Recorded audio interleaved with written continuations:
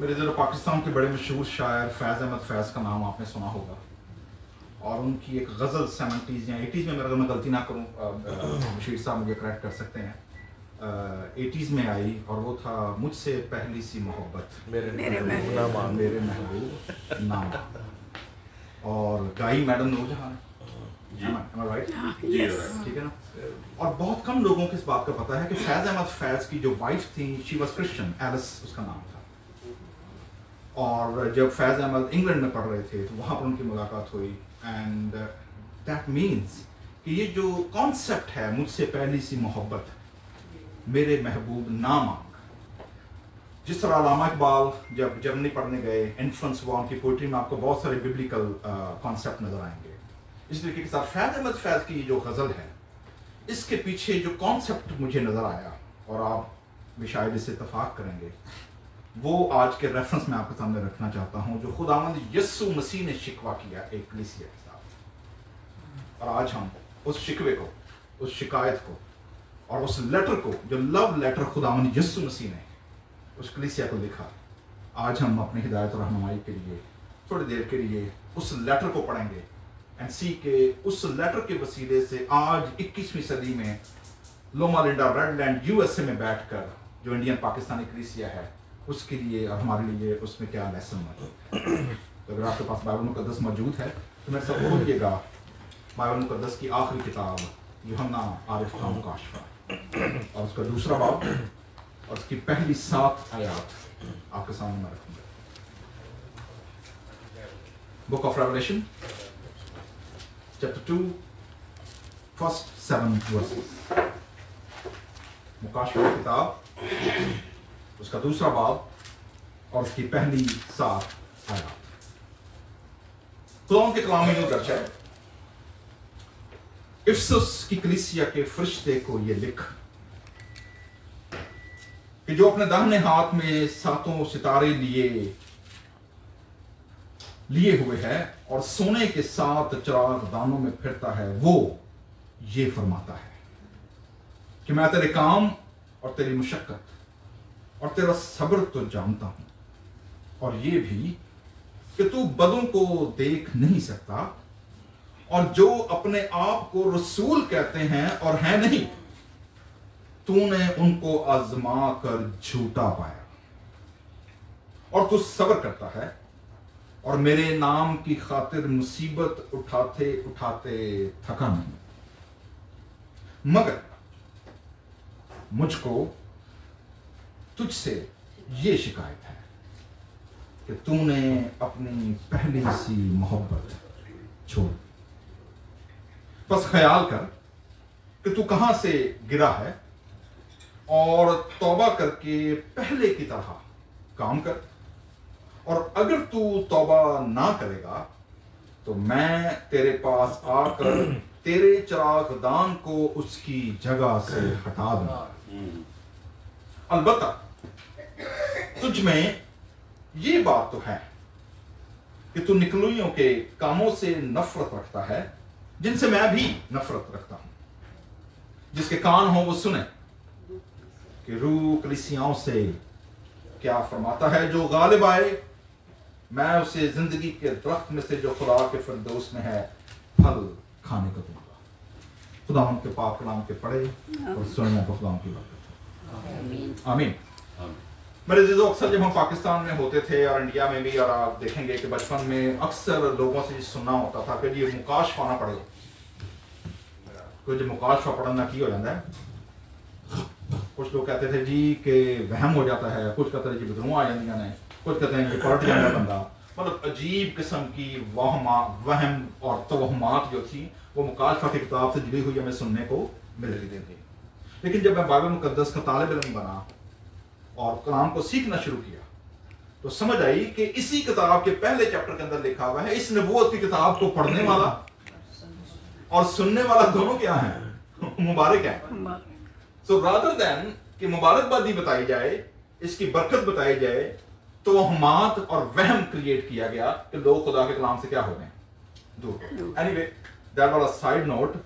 सो मेरे अजीजों, आज 21st सेंचुरी के अंदर इफसस की कलीसिया और इंडियन पाकिस्तानी इमिग्रेशन या डायस्पोरा फर्स्ट और सेकंड जनरेशन लोगों के लिए खुदा के कलाम हमें क्या सिखाता है। सबसे पहले चलेंगे जी इफसस, यूहन्ना आरिफ का मुकाश को पहले देखते हैं। यूहन्ना कौन था? We all know and the scholars are agreed कि खुदा यीशु मसीह के शागिर्द थे यूहन्ना। उन्होंने इस बात को बयान किया और उन्होंने ये मुकाशफा लिखा। ही वाज ऑलमोस्ट, कहते हैं जी कि तकरीबन वो बुजुर्गी के याम में थे, 90 प्लस होंगे। और जब उनको खुदावंद यीशु मसीह की गवाही देने के जुर्म में रोम ने काले पानी की सजा सुना दी। और काला पानी मतलब उनको आइलैंड में पतमस के जजीरे पर दूर दराज, जहां पर वो अपने फौजियों, अपने गद्दारों को या सियासी कैदियों को फेंकते थे कि वहां पर जाकर पत्थर तोड़ें और वहां पर जाकर वो काम करें। सो जिस तरह क्रिश्चियनिटी पूरी दुनिया के अंदर it's an island of God's word in the sea of world religion, इसी तरीके से यूहन्ना की जो पर्सनालिटी है, ही वाज ऑन आइलैंड कि जहां पर वो यीशु की गवाही और यीशु मसीह की खिदमत देने के जुर्म में क्या है, कैद है। और वहां पर उसको खुदावंद यीशु मसीह जो है वो अपना मुकाशफा, अपना रेवलेशन, अपना जो पैगाम है वो उनके जरिए से कलीसियाओं तक पहुंचाते हैं। और इसके अंदर जो खास बात है वो ये है कि ये लेटर जो है वो तकरीबन 7 कलीसियाओं को लिखे गए जो एशिया में थे। और एशिया आज का एशिया नहीं है, आज के दौर में ये जो कंट्री है ये तुर्की के अंदर है। आज फिजिकली शायद ये कलीसियाएं मौजूद ना हो, लेकिन क्रिश्चियनिटी या कुछ मसीही लोग आज भी वहां पर मौजूद होंगे। शायद चर्च इस तरह मौजूद ना हो जिस तरह लेटर लिखा गया फर्स्ट सेंचुरी के अंदर। तो लेटर के बारे में कहा जाता है जी कि ये जो यूहन्ना आरिफ का मुकाशफा लिखा गया, ये तकरीबन कोई 90s यानी जो 90 BC है, यानी 90 जो CE या कॉमन एरा है, सन 90 जो है पहली सेंचुरी के बाद से लिखना शुरू किया गया। जितनी उम्र थी यूहन्ना की उसी के रिलेटेड इसको कहा जाता है कि डेट इसकी ये है। So why Ephesus? क्या इफसस की कलीसिया को एक ही खत है बाइबल मुकद्दस में या और भी खतूत मौजूद है? सो टेक्निकली इफसस की कलीसिया के नाम न्यू टेस्टामेंट अंदर ये इतनी अहम कलीसिया है, ये इस कदर स्ट्रॉन्ग लेटर है कि इस एक कलीसिया के लिए 4 किताबें हैं जो न्यू टेस्टामेंट के अंदर है। मसलन आपको इफसस की कलीसिया का नाम खत अलग से मिलेगा जिसे हम इफसियों का खत कहते हैं, वो लेटर अलग से लिखा पौलुस रसूल ने, ठीक है। उसके बाद तिमोथियस का पहला और दूसरा खत, वो भी किसको लिखा गया? इफसस को लिखा गया, क्योंकि Timothy was a pastor and a bishop of that church. So ना सिर्फ कलीसिया को एक आम खत लिखा गया इफसस को पौलुस रसूल ने, बल्कि 2 खतूत किसको लिखे गए? जो चर्च का पास्टर था तिमोथी। कितने खतूत हो गए जी न्यू टेस्टामेंट में? 3। और चौथा किसने लिखा? खुदावंद यीशु मसीह ने बजाते खुद। और पहला खत किसको लिखा? इफसस। तो थोड़ा सा ये दिलचस्प होगा जानना कि आखिर इफसस की कलीसिया की इतनी अहमियत क्यों है कि न्यू टेस्टामेंट की 26 या 27 किताबों में से 4 जो लेटर हैं वो सिर्फ किसके नाम के हैं? इफसस की कलीसिया के। तो इसका मतलब ये हुआ कि कोई ना कोई बात तो ऐसी है जो मेरे और आपके लिए आज इसमें कोई ना कोई लेसन, कोई ना कोई बात है जो मैं और आप इसमें से सीख सकते हैं। ठीक है जी। तो लेट्स सी कि आखिर इफसस की कलीसिया में था क्या और ये शुरू कैसे हुई और इसकी इतनी अहमियत कैसे बनी। मेरे साथ खोलिएगा रसूलों के अमाल, बुक ऑफ एक्ट्स और उसका 18वां बाब। तो वहां पर थोड़ा सा इस कलीसिया का बैकग्राउंड देखते हैं कि इफसस क्या था, इसका रिलीजियस, इसका कल्चरल और इसका सोशल एस्पेक्ट क्या था, और क्यों खुदावंद यीशु मसीह ने और न्यू टेस्टामेंट के अंदर इस कलीसिया की इतनी अहमियत दी गई है। रसूलों के अमाल, बुक ऑफ एक्ट्स चैप्टर 18। पौलुस रसूल, इसका बैकग्राउंड यह है जी, पौलुस रसूल अपने मिशनरी सफर पर है और अपने मिशनरी सफर में वो यूरोप पहुंचते हैं और यूरोप से वो एथेंस जो यूनान के अंदर है वहां से वो अपना सफर शुरू करते हैं। And he came to Asia, जो कि आज के दौर का वो पूरा एरिया था जिसमें टर्की जो है वो शामिल है। तुर्की जो है, कॉन्स्टेंटिनोपल वगैरह वो सारा इलाका जो है उसके अंदर शामिल है। सो अथीना से वो निकलते हैं जी और वो आते हैं कुरिन्थस में। 18वें बाब में आप देखेंगे वहां क्या लिखा है पहली आयत में, इन बातों के बाद पौलुस अथीने से यानी एथेंस से रवाना होकर कहां पहुंचते हैं जी? कुरिन्थस में पहुंचते हैं। और वहां उसको एक्विला नाम एक यहूदी मिला जो पैंतुस की पैदाइश था और अपनी बीवी प्रिस्का समेत अतालिया से नया नया आया था, क्योंकि क्लौदीस ने हुक्म दिया था कि सब यहूदी रोमा से निकल जाए। तो ये यहूदियों की जो मुल्क बदली है ये कोई नई बात नहीं है, ये पहली सेंचुरी से, उससे पहले पुराना नामे से चल रही है। अब देखेंगे कंटिन्यू चलती रही है। सो कौन से लोग मिले? हमें यहाँ पर 3 लोग, प्रिस्का, अकोला और पौलुस रसूल। कहां मुलाकात हुई है इनकी? करंथस। ठीक है जी। अब करंथस से अगर आप आगे देखेंगे तो पौलुस रसूल ने वहां खिदमत शुरू की है, और इसके बाद तीसरा कैरेक्टर जो आता है जी इसके अंदर आप देखेंगे 18वें बाब के अंदर 24 वर्स, नेक्स्ट पेज पे वहां पर आपको क्या नजर आएगा? फिर अपलूस नाम एक यहूदी अस्कंद्रिया, मिस्र, अफ्रीका, ठीक है जी, वहां से की पैदाइश, तारुफ क्या है जिसका? खुश तकरीर और किताबे मुकद्दस का माहिर, स्कॉलर आदमी है, ठीक है जी, रेटरिक एंड अ स्कॉलर। इफ्सस में पहुंचा। कहां पहुंचे जी? इफ्सस। तो ये इफ्सस का तारुफ आ गया जी। कहां से शुरू हुई है कलीसिया? कितने लोगों से? प्रिस्का 3, अकोला और फिर पौलुस रसूल, और फिर कौन पहुंचे जी? अपलूस। ठीक है, 4 लोग हैं। सो इसका मतलब ये नहीं कि वो आज के दौर की तरह कोई बड़ी कैथीड्रल था, कोई बड़े चर्च बिल्डिंग थे। नो नो, आसिया की या इफ्सस की कलीसिया का मतलब यह है कि घरों की कलीसिया। न्यू टेस्टामेंट की मोस्टली चर्चेस कौन थे? घरों के चर्चेस थे, घर की कलीसिया थे। इसलिए आप जितने खतूत लिखे गए हैं, अगर आप उनके एंड में देखेंगे नामों की लिस्ट, तो आपको नजर आएगा फलां के घर को ये कह रही, फलां के घर की कलीसिया, फलां के घर को ये कह, फलां के घर को ये कह, आपको पूरी लिस्ट मिलेगी। ठीक है, तो यहां पर ये कलीसिया जो क्या हुई है जी? शुरू हो गई है जी। देन 19वें बाब में अगर आप आते हैं, पहली आयत, वहां पर क्या लिखा है जी? और जब अपलूस करंथस में था तो ऐसा हुआ कि पौलुस ऊपर के इलाके से गुजरकर कहां आया जी? इफ्सस में। नाउ अब ये चारों लोग क्या हो गए? एक जगह इकट्ठे हो गए। ठीक है जी। अब जब ये इकट्ठे हुए हैं तो अगर आप इसकी 8वीं आयत देखेंगे, लिखा है जी, फिर वो इबादत खाने में जाकर 3 महीने तक दिलेरी से बोलता रहा। तो 3 महीने हो गए हैं पौलुस रसूल को, और उन्होंने खिदमत का मुनादी का काम कहां से शुरू किया है? ज्यूइश सिनागॉग, यहूदी इबादत खाने से। ठीक है जी। लेकिन आपको पता है कि मोस्टली यहूदी सिनागॉग जो होते थे वो इनको एक्सेप्ट नहीं करते थे, एंड दे वर रिजेक्टेड, और उनको वहां से क्या कर दिया गया? निकाल दिया। जब निकले हैं तो लिखा है जी, पौलुस रसूल ने वहां पर एकेडमी शुरू की, स्कूल शुरू किया, स्कूल ऑफ थियोलॉजी। तो बाइबल स्कूल अगर आपको न्यू टेस्टामेंट में कहीं मिलेगा, वो कहां मिलेगा? इफ्सस में। सो न्यू टेस्टामेंट का पहला Bible school, proper Bible school, वो कहां पर खड़ा किया पौलुस रसूल ने? इफ्सस के अंदर। दैट्स व्हाई जब हम लेटर को पढ़ेंगे, इफ्सस के जो खत लिखा गया मुकाशवा में, यू विल फाइंड दैट एको, कि वहां पर उनकी डॉक्ट्रिन का जिक्र आएगा, तालीम का जिक्र आएगा, थियोलॉजिकल एजुकेशन का जिक्र आएगा। तो आप देखेंगे तो अलग कर लिया, और हर रोज ट्रंस के मदरसे में बहस किया करता था। तो वो स्कूल उन्होंने क्या किया? वहां पर शुरू किया जी, ट्रंस का जो मदरसा या स्कूल जिसे हम कहते हैं, वो शुरू किया उन्होंने।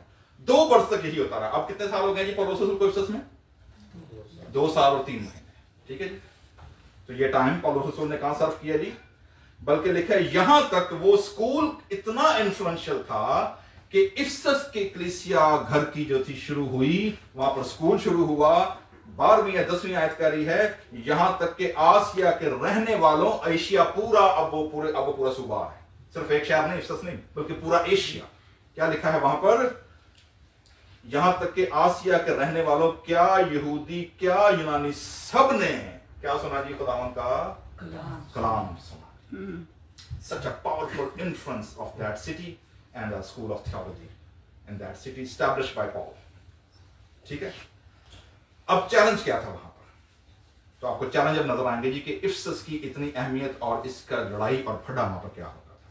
पहली चीज, यहूदियों ने क्या कर दिया? उनको रिजेक्ट कर दिया, ठीक है, बाहर निकाल दिया। अब क्या हुआ?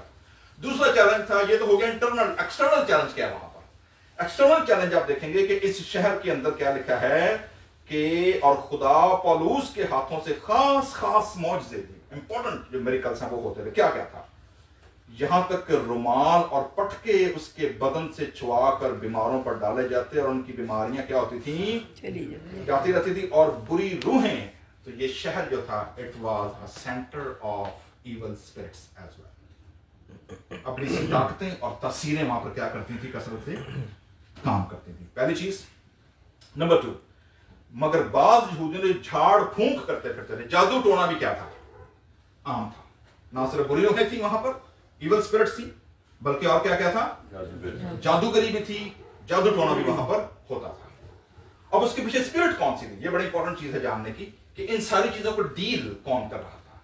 ठीक है, इसीलिए इफिसस की कलीसिया के खत को जब आप पढ़ेंगे, जो स्पिरिचुअल वॉरफेयर की रूहानी जंग का जो सबसे पावरफुल रेफरेंस आपको न्यू टेस्टमेंट में मिलेगा, वो कहां मिलेगा? इसकी छठा बात। हमारी लड़ाई खून और गोश्त से बल्कि किन से है? रूहानी ताकतों, तारीकी की कुव्वतों और शरारत की उन रूहानी फौजों से जो कहां पर है? आसमानी मकामों में है। So that's why Paul knew कि इफिसस की इंपॉर्टेंस क्या है और रूहानी जंग कितनी इंपॉर्टेंट है वहां पर, क्योंकि वो जो रूहानी जंग, जो आसमानी ताकतें हैं, they were controlling that territory, that area. So बुरी रूहें और उन पर खुदावन जिस तो उन्होंने, कुछ लोगों ने कॉपी करने की कोशिश की। आपको पता ना, हर हिट मूवी, हर हिट गाने की चीप कॉपी होती है। ठीक है, तो पौलुस रसूल की भी जो खिदमत थी, उसकी भी चीप कॉपी बनाने की कोशिश की गई। एक और यहूदी बंदा था, उसके बेटे भी थे साथ में। उन्होंने कहा जी असि पौलुस ना मानने ना पौलुस रसूल दी मुनादी नु मानने, पर पौलुस रसूल जिस बंदे का नाम लेता है ना, यीशु मसीह, उसके नाम से बदरूओं को कहते हैं निकल जा। और कोई बदरूआं पै गई उन्होंने, वो कहंदियां ने पौलुस ਨੂੰ ਵੀ ਜਾਣਦੇ ਆ, ਯਿਸੂ ਨੂੰ ਵੀ ਜਾਣਦੇ ਆ, ਉਹ ਤੁਸੀਂ ਕਿਹੜਾ ਚੂਰਨ ਵੇਚਦੇ ਪਿਆ ਦੱਸੋ। ठीक है, ये बड़ा इंपॉर्टेंट है कि चीप कॉपी है और लिखा वो जो बुरी रूह थी वो जाकर बंदों पर क्या हो गई और उनको जख्मी करके भगा दिया। अब ये बात भी पूरे इफिसस में क्या हो गई? फैल गई। अब देखेंगे आगे 7वें में क्या लिखा है, वो ऐसी ज्यादती की बदरू ने कि वो नंगे और जख्मी होकर घर से निकल भागे। ठीक है जी, और ये बात इफिसस के सब रहने वाले यहूदियों और यूनानियों को मालूम हो गई, पर सब पर खौफ छा गया और खुदावंद यीशु मसीह के नाम की क्या हुई जी? बेइज्जती हुई। ना सिर्फ ये हुआ, अब इसका रिजल्ट क्या निकला, ट्रांसफॉर्मेशन क्या हुई शहर के अंदर। 18वीं आयत, मैंने जादूगरी का जिक्र किया ना पहले, अब देखेंगे। अब जो जादूगर है वहां पर उन्होंने क्या किया है, लिखा जी, और जो ईमान लाए थे उनमें से बथेरों ने आकर अपने अपने कामों का इकरार और इजहार, दोनों चीजें, पब्लिक कन्फेशन है, कन्फेस भी किया है और पब्लिक के सामने क्या किया, उसका इकरार भी किया है। और बहुत से जादूगरों ने, तो आप देख रहे हैं जी कि पूरे शहर के अंदर जो जादूगरी का अड्डा था, ठीक है, जादूगरों ने अपनी अपनी किताबें इकट्ठी करके सब लोगों के सामने क्या कर दी? जला दी। और जब उनकी कीमत का हिसाब हुआ तो लिखा जी 50,000 पाकिस्तानी 50,000 दौर घट लग जाए। एक बंदे को मैं सुन रहा था स्कॉलर को, इसकी आज के दौर में अमेरिकन डॉलर में कितनी प्राइस होगी, उसने कहा जी $50 मिलियन। इतना ह्यूज बिजनेस था, इतना ह्यूज, इतनी किताबें और इतने रिसोर्सेज जो थे उन्होंने क्या कर दिया? जला दिया। ट्रांसफॉर्मेशन हुई है शहर में। ठीक है जी। सो जी आपने देखा ये चैलेंज है। दूसरा चैलेंज आप देखेंगे, तीसरा 22वीं आयत में, उस वक्त इस स्त्री की बाबत बड़ा फसाद उठा क्योंकि दिमित्रिस नाम एक सुनार था। अब जनाब जो अड्डा है, जो मेजर फोर्ट है, जो मेजर स्ट्रॉन्ग होल्ड है, अब चूंकि उसको धचका लगा, ठीक है, दिमित्रिस ने क्या किया? सुनार था जो अर्थमस के रो पहले मंदिर होकर उन पेशा वालों को बहुत काम, मूर्तियां बनाने वाले, ठीक है, मूर्तियां, और उसने और उनको सारे लोगों इकट्ठा कर लिया। क्या कहा जी? उन्होंने कहा जी साढ़े बिजनेस साढ़े पेट तक ही पै गई। उनका लाताबाजी का ये टेढ़ कि अगर कलाम आ गया, मनादी आ गई, सच्चाई आ गई तो साढ़ा झूठ की होना, वो नहीं चलना यहां पर। तो इसलिए इकट्ठे हो और इसके खिलाफ क्या करें? मुहिम चलाएं। क्योंकि 26 साल में लिखा है, लोगों तुम जानते हो कि हमारी आसूदगी, हमारी कामकाज, हमारी दौलत, हमारी रेल पे, हमारा स्टेटस, हमारी इज्जत जो है वो किस वजह से है? इसी काम की बदौलत है। और तुम देखते और सुनते हो कि सिर्फ इफिसस ही में नहीं बल्कि तमाम आसिया में इस पौलुस ने बहुत से लोगों को गुमराह कर दिया है कि जो हाथ के बनाए हुए हैं वो खुदा नहीं है। यही खतरा नहीं कि हमारा पेशा बेकदर हो जाएगा, बल्कि बड़ी देवी अर्थमस का मंदिर भी नाचीज हो जाएगा। आपको पता है नारा लगाते हैं अर्थमस की देवी बड़ी है। इंग्लिश ट्रांसलेशन एक जगह पर वहां पर है जी डियाना, अर्थमस का जो ट्रांसलेशन किया गया है इट्स डियाना। और ये जो देवी थी किस बात की, ये बड़ा इंपॉर्टेंट है जानना। ठीक है, कितने चैलेंज हमने पीछे देखे? पहला चैलेंज किन की तरफ से आया? Jewish synagogue. दूसरा चैलेंज किन की तरफ से आया? Evil spirits, unseen world. तीसरी उनके पीछे जो उनके चैनल्स हैं, जादूगर। ठीक है, अब जो इससे बड़ी जो चीज है वो क्या है? जो टेंपल है, जो गढ़ है वहां का, जो कि वहां की दौलत को और वहां की स्पिरिचुअल चीजों को कंट्रोल करता है। Diana Devi, she was the goddess of fertility. किस बात की देवी थी वो? फर्टिलिटी की। गाय बैलों के बच्चे, इंसानों के बच्चे, इंसानों की जाने, और जो प्रैक्टिस थी उस मंदिर के अंदर, दैट वाज सेक्सुअल इमोरलिटी, कि वहां पर पेशावर मर्द और औरतें दोनों मौजूद थे। They were part of the temple worship, कि आप वहां जाएं और अगर आप मंदिर की पेशावर जो असाइंड लेडी है या जो assigned male prostitute and female prostitute है, आप उसके साथ हम बिस्तरी करें तो ये एक रिलीजियस फेल होगा and you will get a blessing. और मैं देख रहा था कि अर्थमस देवी की कोई इमेज मुझे मिल जाए कि जो टेक्नोलॉजी जो है वो दिखा सके अर्थमस देवी का पुतला कैसा होता था या उसका बनाते कैसे थे। इट्स इंटरेस्टिंग, क्योंकि मैं आज जब इसको जब मॉडर्न दौर से जोड़ूंगा आपको आइडिया हो जाएगा। अर्थमस देवी अगर आप गूगल पे सर्च कर लें, if you write down the Diana of the Ipsus, the goddess Diana of the fertility, Google पे डाल लें इमेज, वो जो इमेज है that was full of human sexuality। वो खातून जो थी, एक अंदाजे के मुताबिक जो स्कॉलर्स एग्री हैं इस बात पर, she has a image of a naked woman with 13 breasts on her body। fornication, हरामकारी, ज़नाकारी, आज के दौर में अगर मैं इसको रिलेट करूं, पोर्नोग्राफी। तो आप अंदाजा कर सकते हैं कि इस शहर में क्या क्या हो रहा है। जादूगरी, बदरुएं, गलत तालीम, झूठ, झूठे नबी, फॉर्निकेशन, बदकारी। It was a centre for dark souls. और वहां पर खुदा के कलाम की क्या चमकी है? लाइट चमकी है वहां पर, खुदा का कलाम सुनाया गया है। और जो इनका जो आर्ग्यूमेंट था ना, ये लोग इकट्ठे किए, इन्होंने हंगामा कर दिया, बलवा कर दिया। आप पढ़ेंगे आगे, इन्होंने कहा जी कि क्या ये जो पत्थर जिसे हम पूजते हैं जो गिरा है, क्या ये आसमान से नहीं गिरा? हमें ज़्यूस देवता ने दिया, जुपिटर ने दिया, हमें आसमान से गिरा हुआ पत्थर है जिसको हमें देवताओं ने दिया है। आज आसमान से गिरा हुआ पत्थर दुनिया में कहां चूमा जाता है?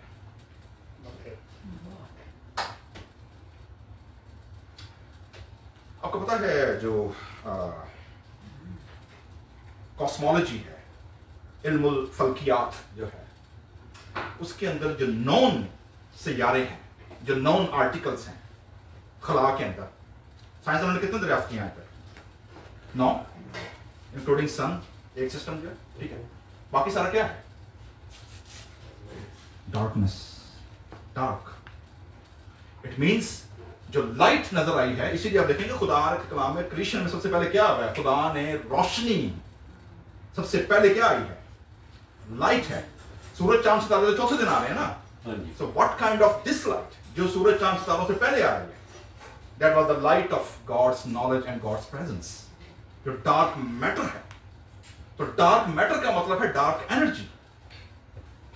तो पौलुस रसूल जब बात करते हैं, या डैनियल की किताब में जब वो फरिश्ते का रास्ता रोक लेता है उसका दुआ का जवाब देने के लिए, हवा के अंदर जो मौका है वहां का, so it is a real spiritual warfare which we are dealing. और पौलुस रसूल इफिसस के अंदर उसी जंग का आगाज करते हैं। चर्च खड़ा होता है और वो चर्च जो है वो आहिस्ता आहिस्ता पहली सदी के अंदर पहुंचते पहुंचते जब लोग वहां मौजूद हैं, तो 3 चीजें हैं जो मैं सब आपके सामने रखना चाहता हूं इस बैकग्राउंड के साथ, कि इफिसस की कलीसिया के अंदर 3 चीजें जिनको यीशु मसीह ने पॉइंट आउट किया। और आज लोमा लिंडा के अंदर ये कलीसिया और वो कलीसिया जो ऑनलाइन देख रही है, जो बाद में देखेंगे, उनके लिए क्या चीजें हैं। 3 चीजें हैं जिस लेटर के अंदर।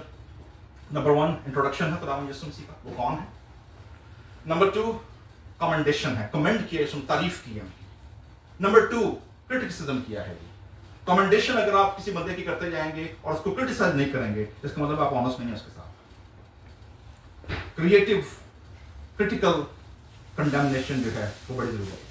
एंड नंबर 3 है उनको उनकी जो रिवॉर्ड है वो क्या है। तो पहली चीज, पहली 2 आयतें हैं इफिसस की कलीसिया के फरिश्ते को। फरिश्ता कौन है जी? फरिश्ते का मतलब है जी pastor, leader of that church, ठीक है। फरिश्ता जो ग्रीक वर्ड है वहां पर एंगेलियन, वो यूज होता है ना सिर्फ सेलेस्टियल बीइंग के लिए, बल्कि जो वहां का लीडर है, जो पास्टर है, उसके लिए भी इस्तेमाल होता है। तो इफिसस की कलीसिया के किसको लेकर?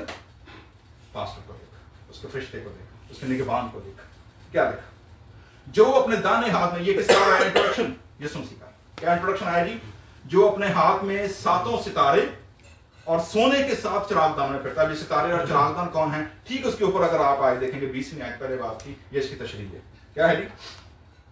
7 सितारों का भेद जिन्हें तूने मेरे दाहिने हाथ में देखा था, वो सोने के 7 चिरागदानों का। वो 7 सितारे तो 7 कलीसियाओं के फरिश्ते हैं, और 7 चिरागदान 7 कलीसियाएं हैं। सो जी फरिश्ते 7 और 7 क्या? चिरागदान। It represent local church, local worship. 7 का आदत क्यों है? We all know 7 is the signature of God. It's a completion, it's a sign of number of perfection in a theological numerical language. तो 7 ओवरऑल कलीसियाओं को पेश करता है जी। और 7 कलीसियाओं के खतूत जो है, एक स्कॉलर्स के मुताबिक, और बहुत सारे स्कॉलर्स बात पर रख रहे हैं, ये कलीसिया के 7 अदवार हैं 2000 सालों से। मैं उस तरफ नहीं जा रहा, हम सब इस पर रुकेंगे आज। तो चिरागदान का पता चल गया जी कौन है, सितारे पता चल गया कौन है, ठीक है जी। यीशु मसीह का तारुफ हो गया है। अब कलीसिया की कमेंडेशन आई है, और कमेंडेशन क्या आई है? मैं तेरे काम, तेरी मुशक्कत और तेरा सब्र। कितनी चीजों को यीशु मसीह जानते हैं? कलीसिया के काम को जानते हैं, मुशक्कत को भी जानते हैं, और सब्र को भी जानते हैं। काम क्यों जानते हैं? Why? Because we are not a servant of anything. We are co-worker with God. खुदा हमारे साथ मिलकर क्या करता है? काम करता है। ठीक है। अगर आप देखें कुरिन्थियों की कलीसिया में 15वें बाब के अंदर एक बड़ी इंपॉर्टेंट आयत है जो मैं आपकी इंकरेजमेंट पे रखना चाहता हूं। पहला कुरिन्थियों 15वां बाब और आखिरी आयत है जिसकी। यहां क्या लिखा है? 15वें बाब की 58 आयत है।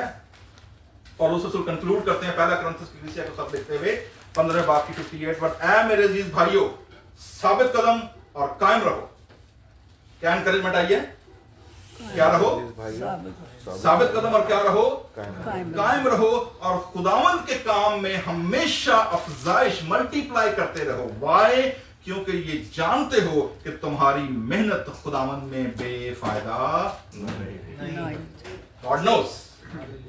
सब्र भी जानता है, मुशक्कत भी जानता है, और मेहनत भी जानता है, काम भी जानता है। गो हमें लगता है बाज़ औक़ात it's going in oblivion, हम लोग शायद जाया कर रहे हैं, मेरी मेहनत जाया हो रही है, मेरा काम जाया हो रहा है। ना, ऐसा नहीं है।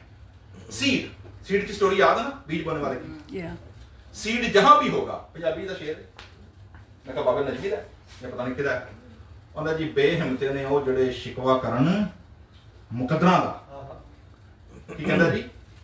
बेहिम्मते ने वो जेड़े शिकवा करन उगन वाले उग पिंदे ने सीना पाड़ के पत्थरां जिन्ना उगना होंदा है।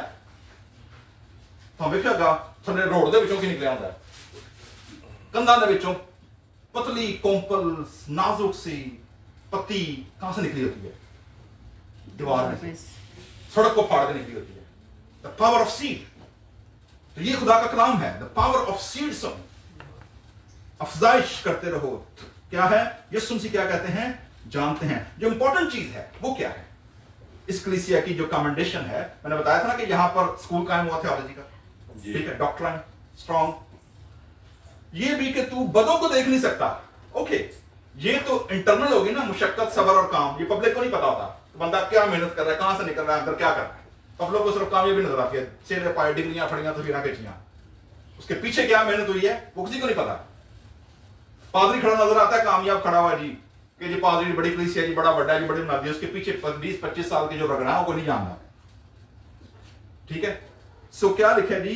और ये भी कि तू बदों को देख नहीं सकता। अब ये बदी से क्या बात है? मैंने आपके सामने इफिसस की कलीसिया के 4 या 5 कैटेगरीज रखी हैं कि चर्च ने उनको कॉम्प्रोमाइज नहीं किया। ये बड़ी इंपॉर्टेंट बात है, जो डिसिप्लिन है चर्च का। आपको पता खुदावंद यीशु मसीह ने जो लफ्ज कलीसिया वो सबसे पहले कहां इस्तेमाल किया? किसी को पता जी? मैं चूंकि पढ़ाता हूं, so just bear with me. क्यों है? ताकि मेरी और आपकी तरह इंटरेक्शन बनी रहे।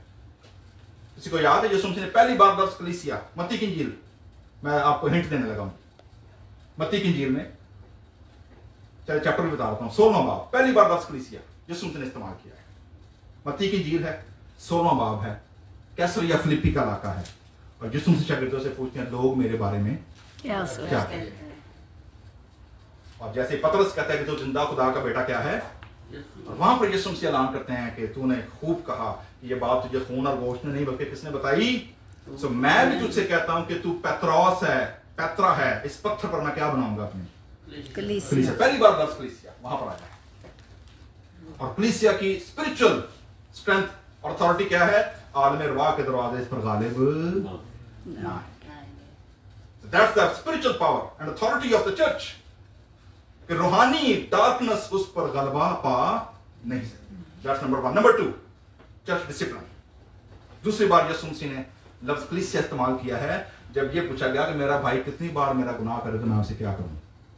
वहां पर यीशु मसीह ने कहा पहले केने में जाकर समझा, फिर 2 बंदे की लाया, ये फिर भी ना पाए, फिर क्या कर, फिर कलीसिया के बुजुर्गों। That second time, the church is not only a matter for a spiritual authority, but it is also a spiritual discipline. जिस कलीसिया में स्पिरिचुअल डिसिप्लिन नहीं है, चाहे पादरी का हो या कलीसिया के लोगों का हो, और पादरी कॉम्प्रोमाइज करने वाला हो, 4 जी जिहदे बोते ने उन्होंने कहा 40,000 को नहीं गा, जिहड़ा को बोता गया लेंदा 40,000 को नहीं गा, क्योंकि मेरे खानदान में टूट जाएंगे या मेरे लोग नाराज हो जाए अगर मैं उनको डिसिप्लिन करूं या एनकाउंटर करूं। तो बाइबल कह रही है कि तू बदों को देख नहीं, ये कमेंड किया गया है इफिसस की कलीसिया। नंबर 2, बदों को देख नहीं सकता। तीसरी और चौथी बात जिस कलीसिया की बड़ी स्ट्रांग है वो क्या है? Because they were built and established on a strong doctrinal foundation. वो खुदा के कलाम पर खड़ी हुई है, वो मदारियों पर खड़ी नहीं हुई, वो कहानियों पर खड़ी नहीं हुई है, वो लोगों को सेंसेशनलिज्म पे खड़ा नहीं किया। चर्च को स्ट्रांग कलाम की जो बुनियाद है उसके ऊपर खड़ा किया गया है। इसलिए वो जो अपने आप को रसूल कहते हैं और हैं नहीं, तो उन्हें क्या किया है? उनको आजमा कर यू टेस्टेड, यू टेस्टेड, और वो क्या निकले हैं? वो झूठे निकले। और झूठा कारोबार आपको पता है ये हर जगह बड़ा है, ठीक है? कोई सैलरी को नहीं, कोई डिग्रियां को नहीं, कोई तालीम को नहीं, कोई अकाउंटेबिलिटी को नहीं, कोई ऊपर को नहीं, कोई पीछे को नहीं, कोई पूछने वाला को नहीं, कोई दसने वाला को नहीं, जिधर मुंह चुके उधर निकल पड़े। और मैं पादरी थे, मैं डॉक्टर थे, मैं फलाना, मैं फलाना। There is no authenticity behind it, there is no doctrinal base, कोई पीछे पस मंजर नहीं है। और लोगों ने दिलाया लोग लगे हैं, वाई? क्योंकि झूठ बिक रहा है। सो ये कलीसिया क्या है? इस कलीसिया की खासियत क्या है कि इसने झूठे उस्तादों को, झूठे रसूलों को, सेल्फ अक्लेम, सेल्फ मेड लोगों को इसने क्या किया है? आजमाया है, और आजमा कर क्या पाया? हमको झूठा पा के उन्होंने किक मारी जाओ। So that's very important. मगर तारीफां बढ़िया हो गई, ठीक है, मगर बाकी कलीसियाओं की तरह ये कलीसिया के अंदर भी कमी है। We are all human being, we know that we are not perfect. इंसानी कमजोरियां हैं, इंसानी जो है बशरी शॉर्टकमिंग्स हैं, और वो क्या है? मगर मुझे तो तुझसे ये शिकायत है, और ये मेरे ख्याल में we all can relate that. America आने तो पहला, वीजा लगन तो पहला दुआवां, नमाज़ां, रोजे, मार पता नहीं की देगा, इतनी कहानी की आ गई। एक बंदा मैं चढ़ गया खजूर के दरख्त, शौक है, उतरन लगा ना, डर लग गया उन्हें, मैं डिगना पवाना, हड्डी पसली गई। अंदर खुदाया तेरे ना दियां ना 15 देगा दांगा। एक बार मैं थले से उतर गया, थोड़ा जिहा हिम्मत की, थले खिस गया, थले खिस के अंदर खुदा तेरे घर का दी कमी है, 15 देगा तू की कर रही है?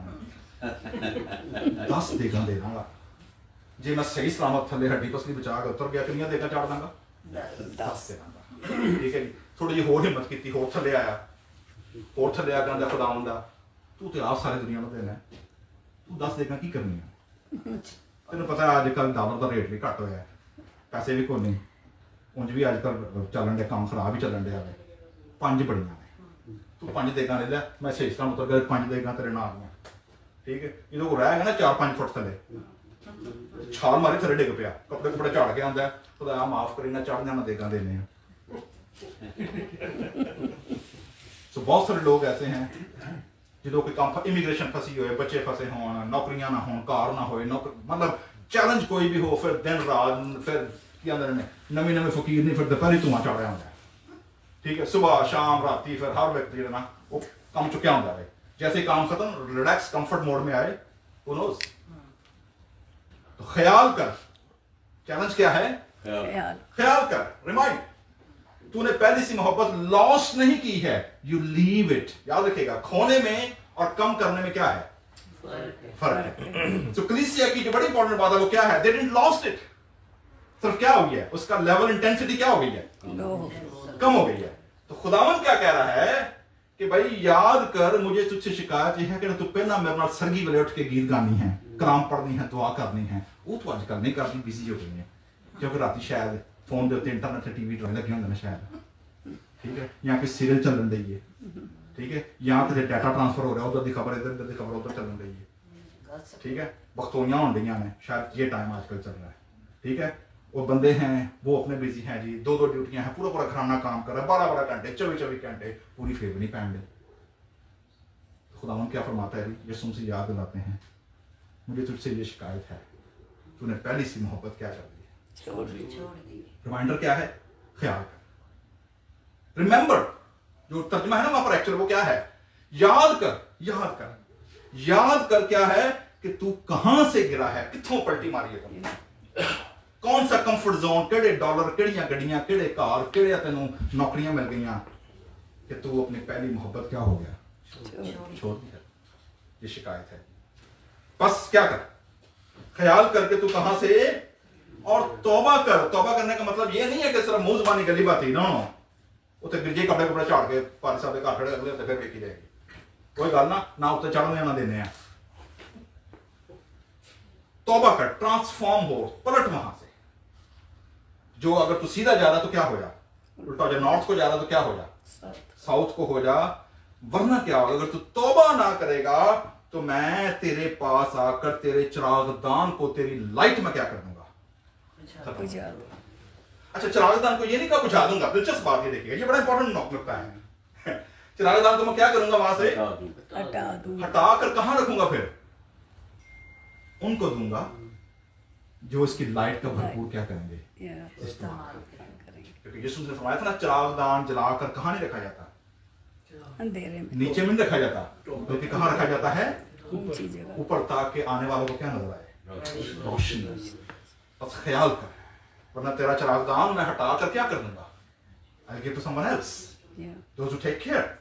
ख्याल कर, याद कर, तौबा करके पहले की तरह क्या कर, काम कर, और हटा दूंगा। अलबत्ता एक और कमेंडेशन आई है, वो क्या है? खुदा ने तारीफ की, एक और तारीफ आई है, वो क्या है? अलबत्ता तुझ में ये बात तो है कि तू निकलुइयों के कामों से नफरत रखता है। अच्छा, ये पहली बार है जब यीशु मसीह ने नफरत का इजहार किया किसी के लिए। आपको कहीं पर यीशु मसीह मोहब्बत कलाम में लिखा ना, गॉड्स लव, खुदा ने जहां से मोहब्बत की। ये पहला रेफरेंस है जहां पर यीशु मसीह के मुंह से क्या सुन रहे हैं? आखिर ऐसी कौन सी इसमें बुराई है कि वो नफरत है? दैट इज जी, जब आप बिद्दत क्रिएट करते हैं, जब आप खुदा के कलाम को तोड़ मरोड़ कर क्या करते हैं, ना सिर्फ पेश करते हैं बल्कि पेश करने वालों के साथ भी जाकर की मारने हैं, तालियां मारते हैं, become part and encourage them। तो निकलुइयों के कामों से क्या रखता है? नफरत रखता है, जिनसे मैबिट से abomination, कराहियत, जिसको देखकर विघ्न दिल ना करे। ठीक है जी, ये है जी, नफरत रखता हूं। सो बिद्दत जब क्रिएट होगी, खुदा के कलाम को तोड़ मोड़ कर पेश किया जाएगा अपने मतलब के लिए, अपने डॉक्ट्रिन के लिए, तो वहां पर यीशु मसीह इसको टॉलरेट नहीं करेंगे। आखिरी बात है, जिसके कान हो सुन। आपको याद होगा, ये इसके लिए जो इब्रानी लफ्ज है वो है समा, शमा, शमा इज़राइल, अदोनाई एखाद एलोहीमो, सुन इस्राएल, खुदावंद तेरा खुदा सुन। जिसके सुनने के कान मीन्स समा, शमा मतलब क्या है? सुन के उसको रिस्पॉन्ड करना। सुन के क्या करना? रिस्पॉन्ड करना। देखो, सुनने तो गाने भी सुनने गड्डियां हॉर्न भी बजता है, बाहर बच्चियां भी खप पाई होंगी है, ठीक है, और बड़ी चीजें टीवी लगी है, कि कहीं फोन लग बज रहा है, कहीं सुनने को तो बड़ा कुछ सुनते हैं, लेकिन क्या हम हर चीज को रिस्पॉन्ड करते हैं? नो। तो बाइबल मुकद्दस यहाँ क्या कह रही है? सुनने का मतलब क्या है? जिसके सुनने के कान हो, मतलब those who listen and then respond accordingly। वो सुने कि रूह कलीसियाओं से क्या फरमाता है? डिसर्नमेंट, जो गालिब आए, जो फतह पाए। गालिब आने का मतलब क्या है जी? जो सुनकर उसको क्या करे? रिस्पॉन्ड करे, अपने रविश को बदले, तौबा करे, और जो एडवाइस और जो कमेंडेशन दी गई है उसको क्या करे? फॉलो करे, अपनी फेलोशिप को, अपने काम को, अपनी रूटीन को, अपनी मोहब्बत को रिविजिट करे, एंड रिवाइव इट। जो गालिब आए मैं उसे उस जिंदगी के दरख्त जिस पर आदम और हवा का क्या लगा दिया गया था, ban, they can not enter that. जो खुदा के फिरदौस में है फल खाने को दूर। सो मेरे चीजों, पैराडाइज दोबारा यहाँ पर क्या हो रही है, रिस्टोर हो रही है, लाइफ दोबारा रिस्टोर हो रही है। सो मेरे चीजों, आज की शाम खानदान कलीसिया यहाँ जमा हुई है, आपके लिए इनकरेजमेंट है, आपके लिए कमेंडेशन है। काम को, मुशक्कत को, मेहनत को खुदा क्या करता है,